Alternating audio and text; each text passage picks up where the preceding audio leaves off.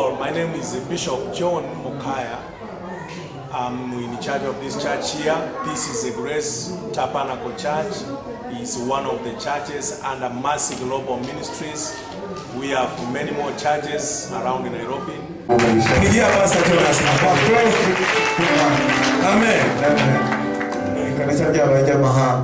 Na tunaendelea kutoa pesa. Ariko twatekereza ikindi hejuru y'ibyuma, lakini sisi tumefikiria juu ya mitambo hii. Halo? Wewe unaniambia wakati Isaka alikuwa amekubalika na aliwaambia nani? Mhukumu wa haki atakayehukumu ulimwengu wote, Mungu ambaye hawezi kusahau kila jambo lolote. Acha tuanze na jambo Minyati. Bwana asifiwe. Bwana asifiwe. This is a Grace choir. They are not all of them. Some of them have gone to school today. Some have gone to some various small businesses that can support them. But the few who are here have committed themselves to a prayer. They come here daily to pray. And we want to ask them what they need for their choir. Because who is your leader? Felix is one of the choir leaders. He's the right person who can tell us more about the choir. The reason of your prayers is that God may give open doors for you to get instruments. That is one. What is the other reason? The other reason we are praying for our concert. We are planning to have a concert on 29 this month. Or you have a music symposium on the 29th. Yeah. So you are praying so that God can bless that symposium. Yes. Okay. So the instruments that you need, which ones do you have and which ones don't you have? Guitar. Yeah. Bass guitar. Bass and solo guitar. Yes, and acoustic guitar. Yes. And so you don't have a drum set. Yes. You also need a keyboard, piano, Yeah, piano. which is not here right now. Yeah. You have taken it for repair. Yes. So then we are praying so much so that God can help us, and that's why we have taken this video so that we can ask friends who can be able to help us so that they can support the choir and support the church in general.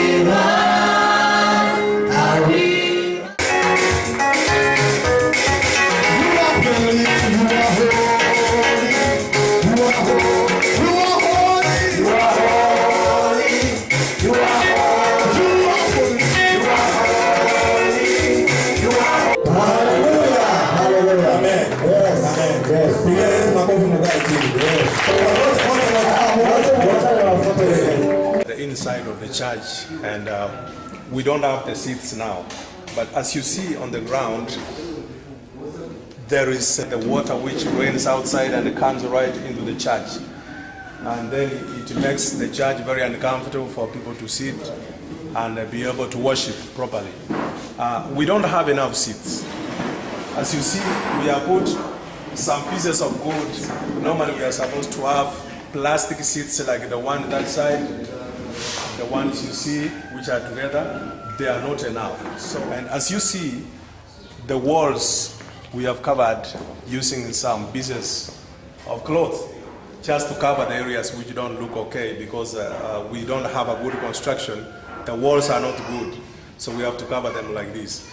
As you see up there where the light comes in, when it rains, the water which moves along the roof, it comes right inside because it's open.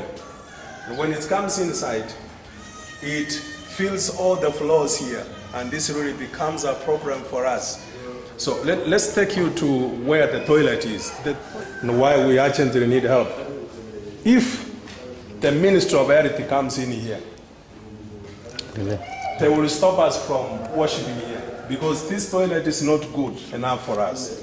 It's very particular. So this is the iron sheets again, the inside which cover the toilet. These ones you see, on the wall, they shield the toilet from the church. The toilet has got two entrances, the two doors. This is for ladies and this is for men. First of all, we don't need this toilet inside the church. We need to have it outside. Otherwise, if it should be inside, then it should be made in a way that it can serve properly and it cannot cause us problems with the public health authority. And kindly, we need help to do something for this toilet. If you can see the inside, that is for the ladies. And it's already full because the pit which was dug here is very shallow, and so it's already full. We need to do something about it. You can also see this side. So we need to do something about this toilet. And we are now taking the area section of the church. You can see on the top. We need to do a renovation because this one can't sustain outside part of our church. I'm right here, I'm standing on the road which leads these buildings on this side and these other buildings. So our church is right on the road. We don't have space for any car parking, but for the time being, we don't need the parking area. What we need is to do a better construction of the church and repair the outside. And where you see a small building, this one here, this is where we want to do a toilet. Bring it from the inside and put it outside so that it can be able to serve our church members properly. This is a semi-permanent wall, but on top of it are simple iron sheets. We need to remove all this. The construction we shall do will all be permanent, and we shall have the first floor and the second floor. And this can hold members of the church, because church members are moved to small fellowships because they can't fit in the church. This is the place that we are talking about. With me are the two pastors who work with me. We have about 10 assistant pastors working with us. Beside me is Pastor Anania Mtware and is Musabwa Shadraka. So the two pastors, they work with me. I wanted to give a small introduction of this church and how these brothers who are here, how they earn their living and how they work with me, and also generally how the Congolese refugees, the Rwandese and the Burundians who are here, how they came to Kenya and their life in this country. So, when did you come to Kenya and why? I have stayed in Kenya for 1 year and a half. How long are you going to stay in Kenya? I don't know how long I will stay in this country because that depends with UNHCR. How many children do you have? Ni watoto wangapi uko nao? I have 6 children. Do you earn any living? So he says, I don't have any job, I'm not employed, I'm not even allowed to work in the country. So how do you take care of your children? How do you feed them? How do you raise them? How do you get your finances for your personal support? My survival depends on the handouts that I receive from friends in the country here, the fellow Kenyans who are here. How much is your average income per month? 4,000 Kenyan shillings is equivalent of $40. That is what I get per month, and that is what I survive on together with my family. So as a refugee, you don't know how long you will live in this country. Being a pastor of this church, I don't know how long. He says he doesn't know how long he will be in this country. So that means he needs support so that he can survive and be able to work in this country. Pastor Shadraka, you're one of our pastors. I kindly wish to know how you came to Kenya from Congo. We lived peacefully in Congo before. We had everything, we had land, we were doing farming. But because of war, we ran away from Congo and we settled in Kenya under the support from the UNHCR. How many children do you have? I have 5 children. Me and my wife, we are 7 in the house. One of the children that I have among the 5 is an orphan and is handicapped It's not my child, but I take care of that child. There is something that happened to you recently. Can you please tell us something about it?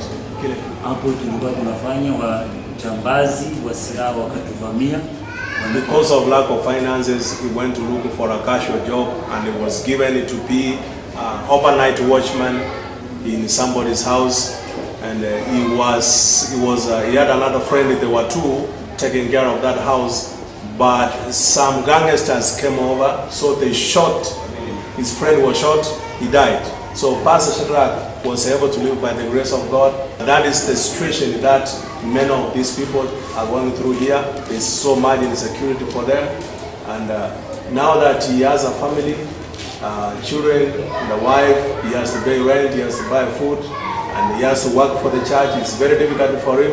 So our humble prayer and request is that anybody out there who could be able to support Pastor Shadrach, Pastor Ananias, please, you're welcome to help us. But more than this, we are trying to say that this church has got members of refugees who are not able to earn any income, and they cannot be able to support themselves as well as support the church. That's why we are stuck. We are unable to move on. We can't buy this land here in this church, and the owner wants to evict us by the end of this year, by December. So our prayer is that if anybody could have a way of praying with us and supporting us so that we can buy this land and be able to build it, because this is a temporal structure, we need to construct something. May God bless you all, and thank you so much.